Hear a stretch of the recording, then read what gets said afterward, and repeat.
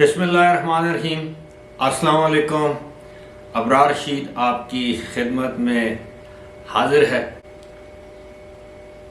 معاملہ یہ ہے کہ پہلی مرتبہ یعنی کافی عرصے کے بعد پہلی مرتبہ عمران خان نے کوئی پتے کی بات کی ہے، اور ان کی اس پتے کی بات سے بالکل اختلاف نہیں کیا جا سکتا۔ بہت سے عمران خان کے چاہنے والے یہ سمجھتے ہیں کہ شاید ہمارا ان سے خام خواہ کا کوئی بیر ہے، ایسی بات نہیں ہے۔ عمران خان نے جب بھی کوئی صائب بات کی، پتے کی بات کی، ہم نے ان کی حمایت کی، لیکن جب بھی انہوں نے کوئی بونگی ماری، انہوں نے کوئی یو ٹرن لیا، تو ظاہر ہے ہم اس کی حمایت نہیں کر سکتے، کیونکہ ہم عمران خان کے فالورز میں سے کوئی ایک شخص یا شخصیت نہیں ہے، یا اس ہجوم کا حصہ نہیں ہے۔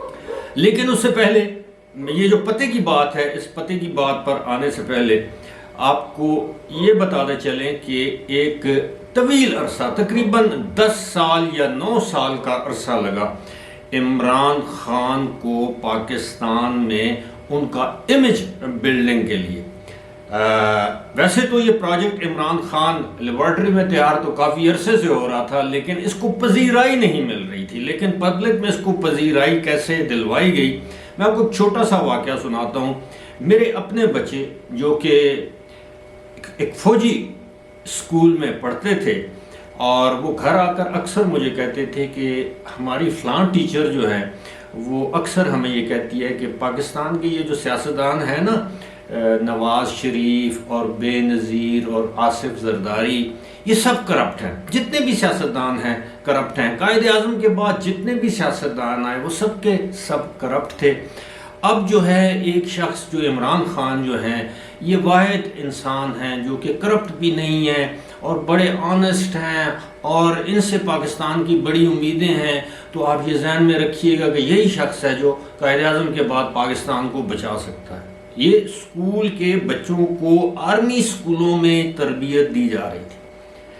اب ظاہر ہے آپ تمام آپ کے ملک کے یعنی 90% میڈیا، 90% فنون لطیفہ کے لوگ، شاعر، ادیب، علماء، مشائخ، وکلاء، دانشور، یہاں تک کہ گلوکار تک، جب صبح، دوپہر، شام اور ٹاک شوز میں، اور یہ جو مزاحیہ ٹاک شوز ہیں ان کے ہوسٹ ایک ہی بات کریں کہ جناب پاکستان کی تباہی کے ذمہ دار یہ لوگ ہیں جن کا میں نے نام لیا ہے، اور پاکستان کو بچا سکتا ہے تو صرف اور صرف ایک شخص بچا سکتا ہے۔ اب ظاہر ہے اس شخص کا آپ نے اتنا امیج بنایا اور بڑھایا ہے، اب اچانک آپ اس کو پاکستان کی سیاست سے ختم تو نہیں کر سکتے، وقت تو لگے گا۔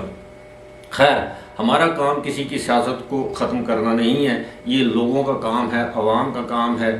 لیکن جب آپ مصنوعی طریقے سے اقتدار میں آئیں، مصنوعی طریقے سے آپ کسی کو ایک جسے کہتے ہیں لارجر دین لائف، ایک بڑی شخصیت بنا کر پیش کریں، تو اس کی جو شیلف لائف ہے وہ زیادہ نہیں ہوتی۔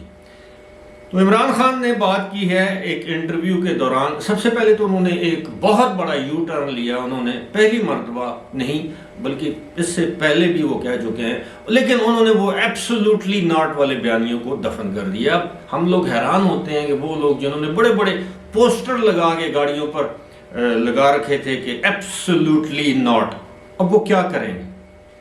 پھر وہ پوسٹر، ہم کوئی غلام ہیں؟ وہ لوگ کیا کریں گے؟ معاملہ یہ ہے کہ انہوں نے ایک امریکی نشریاتی ادارے کو انٹرویو دیتے ہوئے صاف طور پر یہ کہہ دیا کہ یہ امریکہ کی سازش قطعاً نہیں تھی، یہ جنرل قمر جاوید باجوہ کی سازش تھی، یہ جو رجیم چینج، اور یہ سازش امپورٹ نہیں ہوئی امریکہ سے بلکہ پاکستان سے امریکہ ایکسپورٹ ہوئی ہے۔ تو آپ تو کہہ رہے تھے یہ امپورٹڈ حکومت ہے۔ اب یہ ایک بہت بڑا یو ٹرن ہے، لیکن اس کے وہ ماسٹر ہیں، ان کے فالورز کو اس کا کوئی اثر نہیں پڑتا۔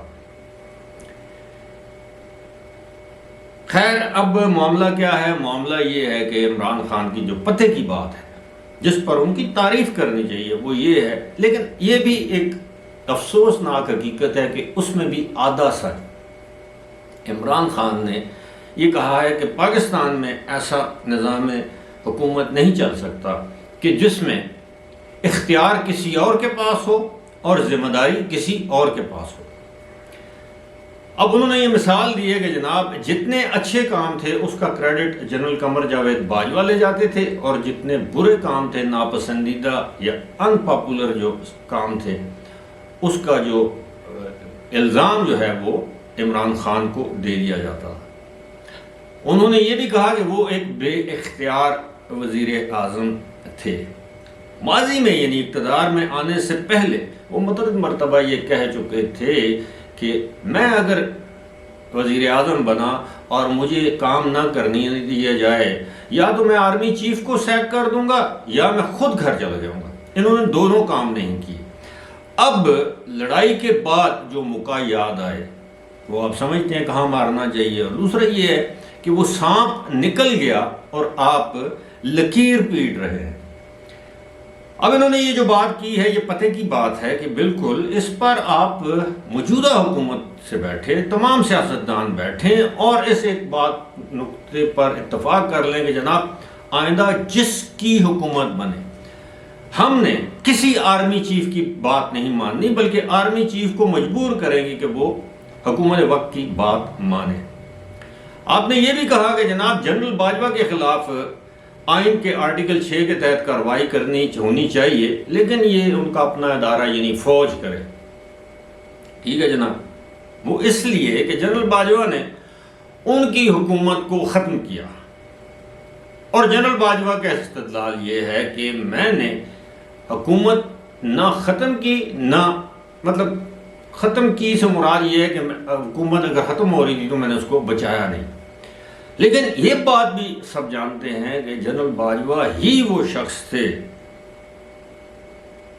جو عمران خان کو حکومت میں لے کر آئے۔ کون نہیں جانتا 2018 کے انتخابات میں آرمی چیف تو جنرل باجوہ تھے۔ یہ الگ بات ہے کہ اس وقت جو جنرل باجوہ ایک اس پروجیکٹ پر کام کر رہے تھے یا پایہ تکمیل تک پہنچا رہے تھے جس پروجیکٹ پر 2009 یا 10 سے کام ہو رہا تھا۔ اس میں جنرل اشفاق پرویز کیانی، جنرل احمد شجاع پاشا، جنرل ظہیر الاسلام، پتہ نہیں اور کون، جنرل فیض حمید، اور کون سے لوگ مطلب ایسے جرنیل تھے جن کے نام عام لوگوں کو معلوم نہیں، لیکن یہ نام تو سب کو معلوم ہے جو عمران خان کو اقتدار میں لے کر آئے۔ اب معاملہ کیا ہے؟ معاملہ اتنا سادہ بھی نہیں ہے۔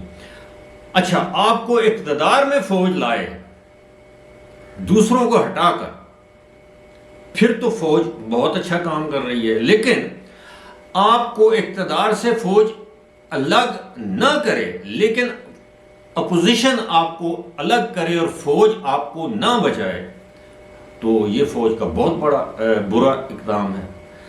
اب عمران خان ہمیشہ یا جھوٹ بولتے ہیں یا آدھا سچ بولتے ہیں، اور آپ یقین کیجئے کہ جو آدھا سچ ہے وہ جھوٹ سے زیادہ خطرناک ہوتا ہے۔ اب یہ جو پتے کی بات انہوں نے کی ہے کہ جناب کسی بھی وزیر اعظم کو مکمل طور پر با اختیار ہونا چاہیے، ایسا نہیں کہ ذمہ داری اس پر ڈال دی جائے اور اس کا اختیار کوئی اور استعمال کرے، لیکن آپ نے یہ اختیار استعمال کیوں کرنے دیا؟ یہ سوال تو پوچھنے میں ہم حق بجانب ہے، لیکن اس کا جواب وہ کبھی نہیں دیں گے۔ اور مجھے اس بات کی سمجھ نہیں آ رہی کہ یہ جو عمران خان کے فالوور ہیں جو شروع دن سے امریکہ کی غلامی قبول نہیں کریں گے، امریکہ نے ہمارے خلاف سازش کی ہے اور یہ اور ایبسولوٹلی ناٹ، اور کیا ہم غلام ہیں، سٹکر پوسٹر چھپ کے گاڑیوں کے بمپر سٹکرز بھرے ہوئے ہیں، وہ کیا اپنے گاڑیوں کو آگ لگائیں گے؟ جو لوگ آپ کی یہ اندھی تقلید میں اس حد تک آگے چلے گئے تھے، سمجھ نہیں آتی۔ لیکن ایک بات طے ہے کہ اب عمران خان کو یہ بھی نظر آ رہا ہے کہ 2017 میں اس وقت اقتدار میں لانے کے لیے جو کچھ اس وقت کی حکومت یعنی میاں نواز شریف اور ان کے ساتھیوں کے ساتھ کیا گیا، آج وہی کچھ عمران خان کے ساتھ کیا جا رہا ہے یا عمران خان کو اس کا سامنا ہے، اور وہ اس لیے یہ سمجھتے ہیں اس کے پیچھے فوج ہے کہ اس وقت جو کچھ ہو رہا تھا اس کے پیچھے فوج تھی۔ کسی اگلی ویڈیو میں کچھ تصاویر آپ کو دکھائیں گے کہ وہ لوگ جنہوں نے اس پاکستان کا بیڑا غرق کیا گزشتہ 5 سالوں کے دوران، وہ اس کا ایک ایک شخص کی تصویر جو ہے میں سمجھتا ہوں کہ ہر چوراہے پر لگا کر اس تصویر کے اوپر جوتوں کے ہار جو ہیں وہ ڈالے جائیں۔ فی الحال مجھے دیجیے اجازت، خدا حافظ۔